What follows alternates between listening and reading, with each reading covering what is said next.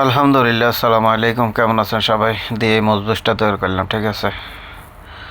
তো প্রথমে মশলা টশলা দিয়ে মুরগিগুলার ভালো করে ধুই পানির মধ্যে ছেড়ে দিলাম, ঠিক আছে। মশলা দিলাম, একটু তেল টেল দিলাম, লবণ দিয়ে এগুলার ভালো করে সিদ্ধ করে ফেলাইলাম, ঠিক আছে। সিদ্ধ করে উঠাই ফেলাইলাম, ওটাই তেল দিলাম।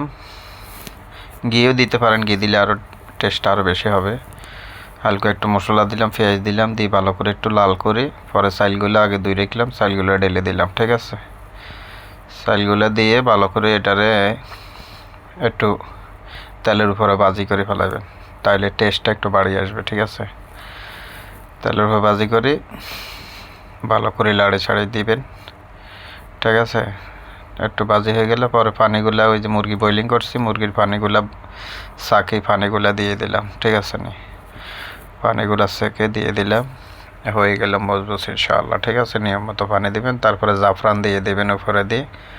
আর হাঁসগুলা তৈরি করলাম, পেঁয়াজ দিলাম, কিশমিশ দিলাম,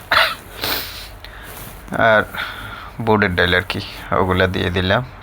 তারপরে জাফরান দিয়ে ফেরিনের ভিতরে মুড়িগুলা দিয়ে লাল করে নিলাম, ঠিক আছে। তারপরে যে হয়ে গেল ইনশাআল্লাহ, বাড়ি হারিলাম মাউনে 3টা মাউন হয়েছে, ঠিক আছে। এভাবে তৈরি করবেন ইনশাআল্লাহ।